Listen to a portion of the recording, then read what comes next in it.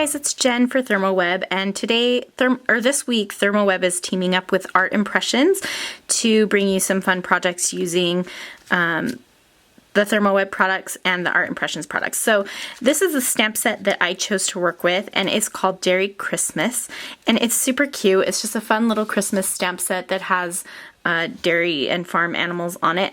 My best friend has chickens, and so I chose this one specifically so I could make her a Christmas card with a chicken on it. And so that is what I'm going to be using. I'm going to be using this image of the chicken sitting on ornaments, and I'm going to be using some Copic markers to color it in. So I have those sitting off to the side. Some Copic markers as well as some Shinhan markers. They're both alcohol-based markers.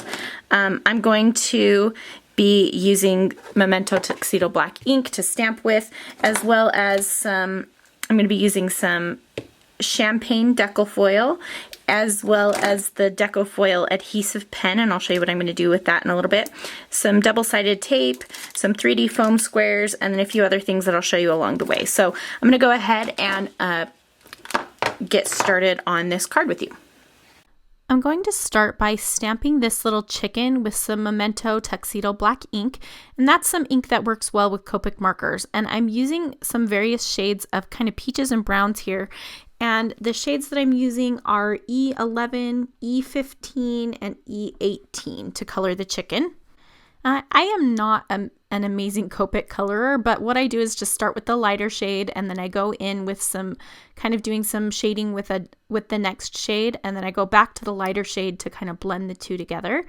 And so I'm going to do that with all three colors. So lightest first, then the middle shade, and then the darkest shade last. And I'm using the back of the stamp set as a guide for my coloring because they've already done the work for me to figure out where the shading should go, and I think that chicken looks pretty cute. So I'm just kind of copying it, even though I don't have the exact same colors as what's on the back of the packaging. It works well with the colors that I have. And I think with Copic coloring, it always looks scary at first, and then when you're done with it, it looks great. So now I'm going in with some Shinhan Touch Twin markers because I don't have a ton of Copic markers, but I do have a bunch of these Shinhan markers. They're also alcohol based, but they don't have a brush tip, so they're good for fine detail work, and I'm using those for the tip of the beak and coloring in the hat and the bulbs.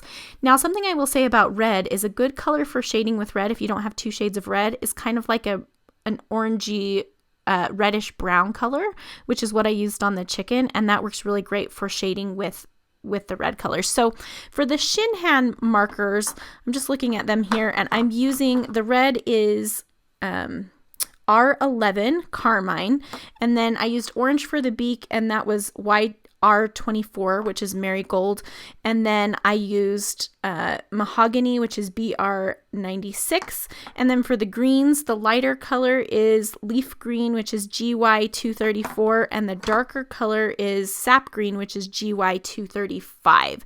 And then I did use a little bit of yellow, which is golden yellow, Y222.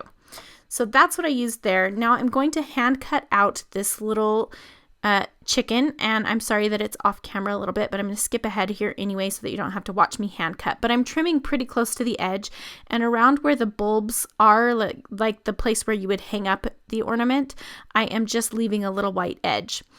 And to give it a more finished look, I'm taking a black marker, which this is just a Tombow brush marker, and just kind of rubbing the brush tip along the edge of the cutout piece. And I'm sorry that you can't see that either. I'm not used to making cards or things this close, and so I wasn't quite sure where my camera was.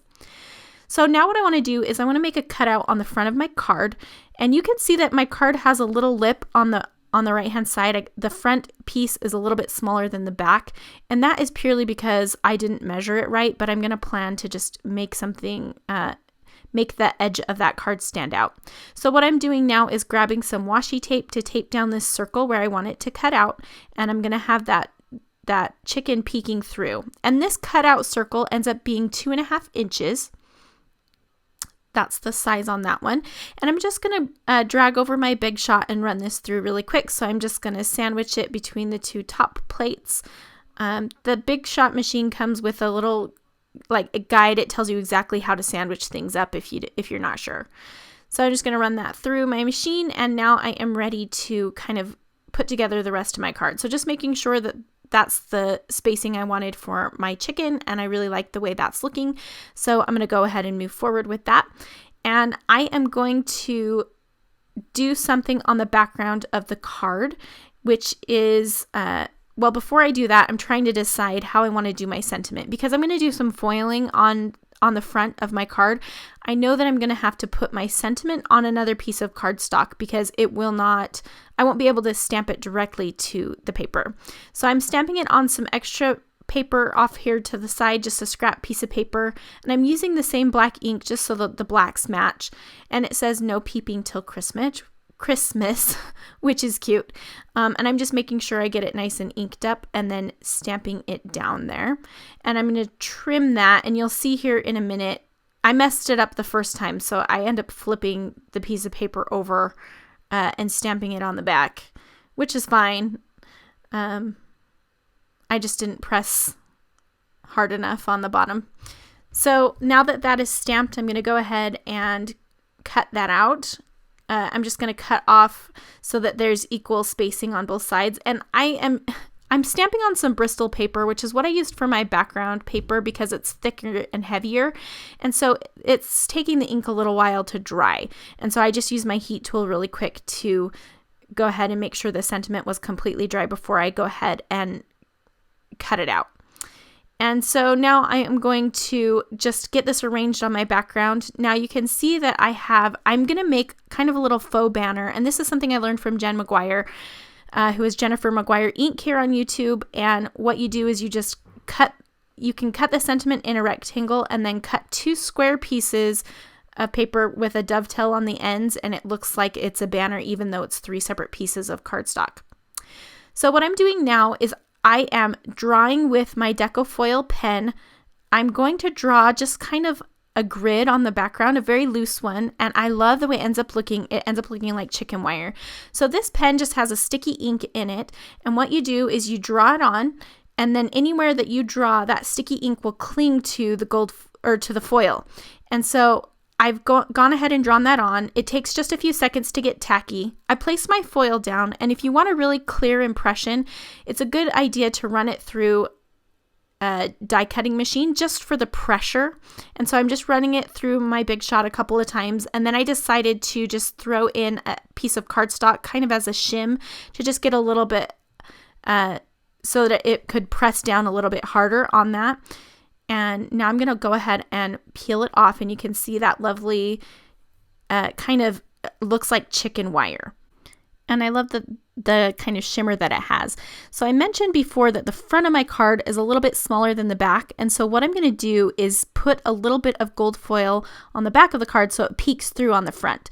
And I'm just using some 1/2-inch double-sided tape from Therm here to I'm going to adhere the foil with that. And so I just placed it along the edge, and I'm going to trim off the excess just with some scissors here. And I think I'm rummaging for my scissors now. And so since it's a double-sided tape, all I need to do is put it down, and then I can peel off the little protective backing that's on the tape. And you'll see me do that here just 1 second.